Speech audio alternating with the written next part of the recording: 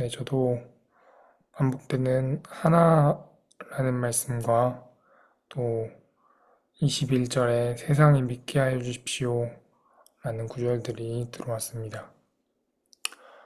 음, 하나님이 계시다는 것을 이렇게 설득하거나 전도하는 방법이 몇 가지가 있는 것 같습니다. 근데 그 중에 하나는 논리적으로 설명하는 것입니다. 우주에는 시작이 있다. 하나님이 그 시작이다. 또 하나님이 없으면 이 세상이 존재할 수 없다라는 것과 같은 방식입니다.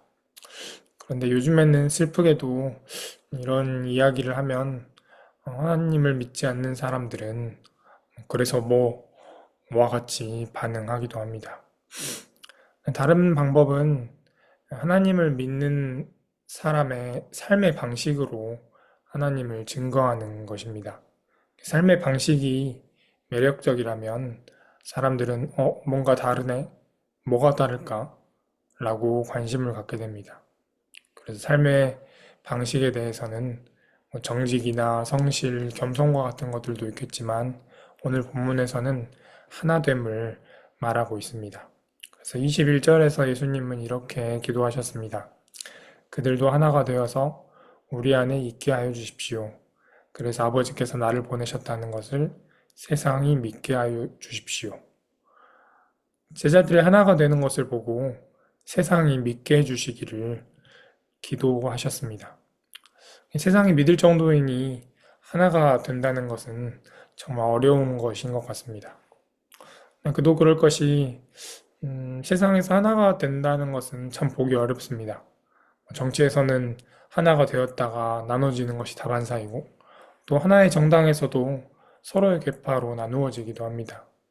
하나가 되었다가 의견이 다르고 뜻이 다르고 이해관계가 다르면 이내에 나누어지고 맙니다.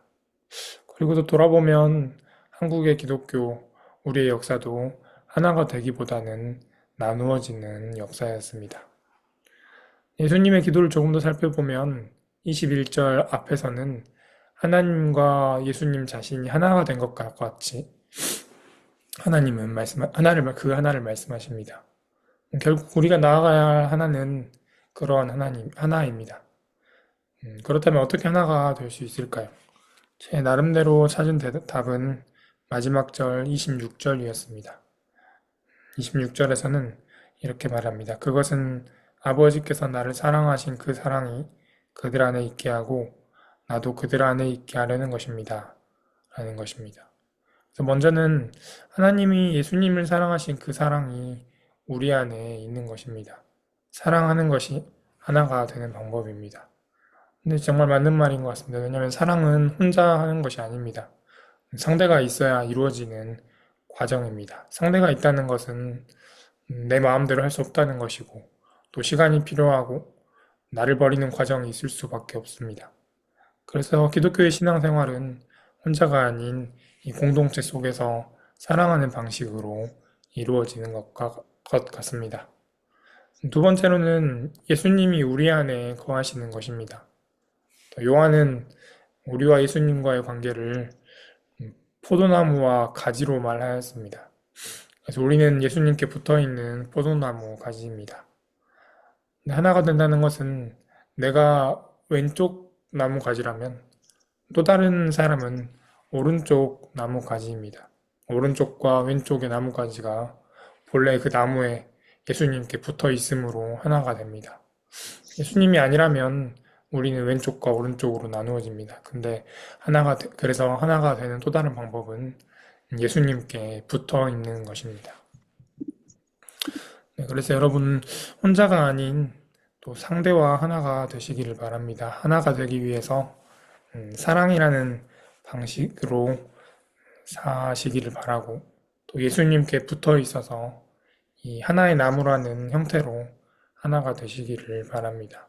그때 또 우리의 모습을 보고 세상에 하나님을 믿고 알아가기를 그러한 한국교회가 되기를 기도하는 오늘이 되었으면 좋겠습니다. 기도하겠습니다. 하나님, 예수님은 우리가 하나가 되기를 기도하셨습니다. 그것은 서로를 사랑하고 또 예수님께 붙어 있는 방식으로 이루어집니다. 하나님 돌아보면 나누어졌던 그런 과정들이 참 많습니다. 그러나 하나가 되게 하여 주십시오. 특별히 나누어지는 한국교회와 나누어지는 사회를 보며 아픈 마음으로 기도합니다. 우리의 한국교회가 하나가 되는 모습을 보고 또 세상이 하나님을 알아가는 그런 오늘이 되게 하여 주십시오. 예수님의 이름으로 기도드립니다. 아멘.